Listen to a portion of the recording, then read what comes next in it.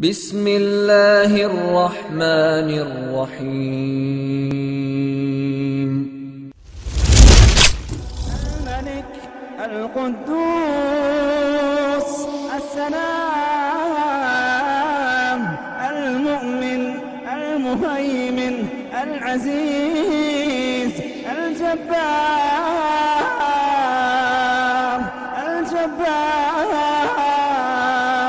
المتكبر هو الله الذي لا إله إلا هو الملك القدوس السلام.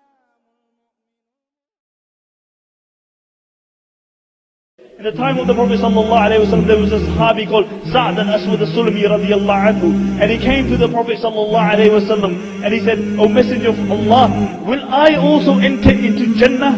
And the Prophet ﷺ said, "Of course you will enter into Jannah if you're a believer." He said, "But me, I'm regarded as low amongst the believers." He said, "O Saad, for you is the same reward as everybody else."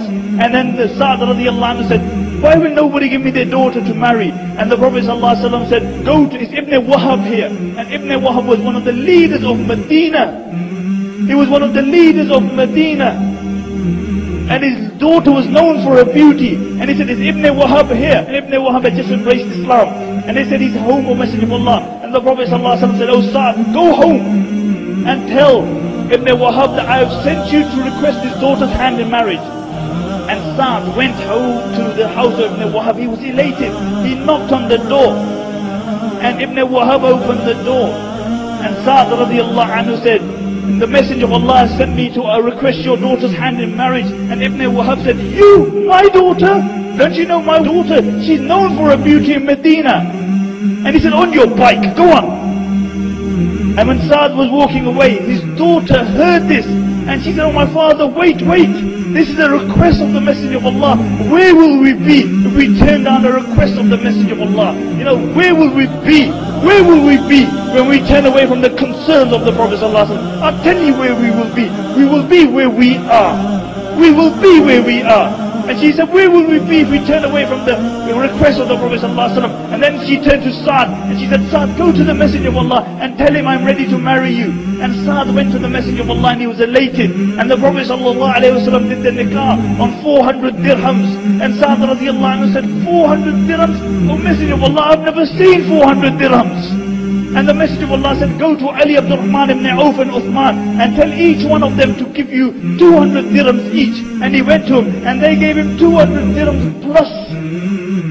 And he's going to his wife and he thought, "Let me go to the marketplace and buy some presents for my wife, for my new beautiful wife." And he's in the marketplace and then all of a sudden he hears a call, "Ya khayl Allahi irkabi, Ya khayl Allahi irkabi, bil jannati abshiri." The call of jihad came. And the narration mentioned that Saad stood wherever he was and he looked into the heavens and he said, "Oh Allah, I will buy with this wealth something which is pleasing unto thee." And he bought a horse and he bought a sword. And he went into the battlefield and he covered his face because he knew if the Messenger of Allah saw him, he would send him back. He would say, "Saad, you just got married." And the Sahaba began to say, "Who is this man who is coming to the battlefield with his face covered?" And Ali radiallahu anhu said, "Leave him. He's come to fight, leave him." And then he went into the battle. And his horse was struck and he fell off his horse. And the narration mentioned he stood up and he went like this. And the Prophet ﷺ saw his dark skin. And the Messenger of Allah said, "Oh Saad, is that you?" And he said, "May my mother and my father be sacrificed for you, Messenger of Allah, it is Saad." And the Prophet ﷺ said, "Oh Saad, there is no other abode for you but Jannah." And Saad became elated and he jumped into the battlefield. And after a while there was a call, "Usiba Saad, Usiba Saad." Saad has been martyred. And the narrations mentioned that the Prophet ﷺ ran into the battlefield.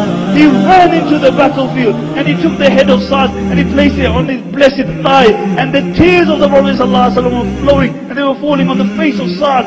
And the Prophet ﷺ was crying profusely. And after a while the Prophet ﷺ began to smile. And then he turned away. And there was a Sahabi called Abu Lubaba ibn Munzir. And he said, "Oh Messenger of Allah, I seen you do something today I've never seen you do before." And the Messenger of Allah said, "What's that?" He said, "Before, first you cried, then you smiled, then you turned away." And the Messenger of Allah sallallahu alaihi wasallam said, "I cried because my beloved companion passed away, and I saw his sacrifice and his love for me. But then when I saw his status by Allah, that he had reached the hole," and Abu Lubaba said, "What is the hole?" And he said, "It is a well, a fountain, from which if a person drinks from, he will never be thirsty after the day. It is sweeter than honey and whiter than milk." And when I saw his status by Allah, I began to smile. And then I saw his wives in Jannah. They were running towards him with so much eagerness that their shins were being exposed, and I looked the other way. And then the Prophet ﷺ turned towards the Sahaba and they said, "Bring his horse and his sword." And they brought his horse and his sword. And he said, "Take this to his wife and tell her that this is his inheritance. And also inform her that Allah has given Saad wives in Jannah which are even more beautiful than she is."